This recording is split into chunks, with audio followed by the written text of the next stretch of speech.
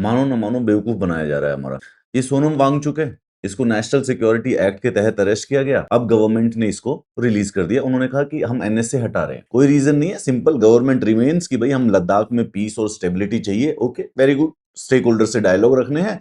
इस ऑब्जेक्टिव को आगे करने के लिए गवर्नमेंट कहते हैं कि हम श्री सोनम वांगचुक की डिटेंशन को रिवोक करते हैं विद इमीडिएट इफेक्ट। क्यों करते हैं? क्योंकि एनएसए में जो प्रिवेंटिव डिटेंशन का समय है, उसका आधा समय वो पहले से जेल में काट चुका है और 17 मार्च को सुप्रीम कोर्ट में इसके केस की सुनवाई थी। तो कहीं गलती से इस एनएसए वाले चीज को ओवरटर्न ना कर दिया जाए, तो अपनी नाक बचाने के लिए गवर्नमेंट ने इसको पहले से ही रिवोक कर दिया। Just to review your memory, 24 सितंबर 2025 को लद्दाख में वायलेंट प्रोटेस्ट हो गए थे, जिसमें 4 लोगों की जानें चली गई, 90 लोग इंजर्ड हो गए।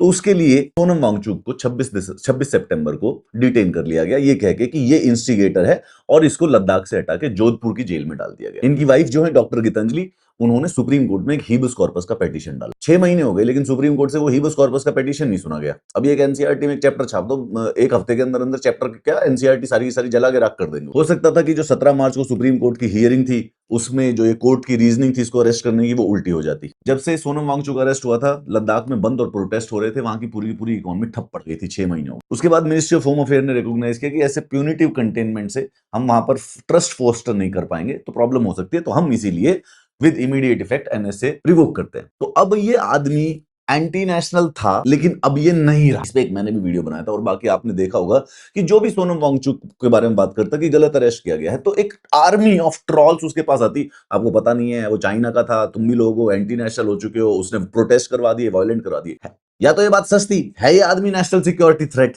या ये बात सच नहीं है। तो गवर्नमेंट चाहती क्या है? मतलब कि पहले फिर वो टारगेट दे देती है हमको, फिर जब उसको अच्छी तरह से पीट लिया, लिंच कर लिया जाता है, तो फिर उसके बाद अपनी मर्जी से छोड़ देती है। सच क्या है? फिर जितने भी लोग इसको आके एंटी नेशनल देशद्रोही कह रहे थे, क्या वो माफी मांगेंगे? नहीं माफी मांगेंगे वो। अब वो अब नए वाला देशद्रोही। गवर्नमेंट और ट्रॉल्स की एक आदत बन गई है कि पीठ पे ठप्पा लगा देना है देशद्रोही का, और उसके बाद फिर उसको प्रूव कभी नहीं करना है। किसी दिन ये भी तो लेके आओ कि यार ये आदमी पकड़ा गया है एनएसए में, कुछ प्रूव करो। और प्रूव नहीं करोगे तो फिर अब क्या मतलब कि बस ये चुपचाप से ये नहीं कि निकल जाओगे कि ओहो हम we are committed to the safeguard of Ladakh, ये कह के निकल जाओ कि बस हाँ revoke the detention with immediate effect.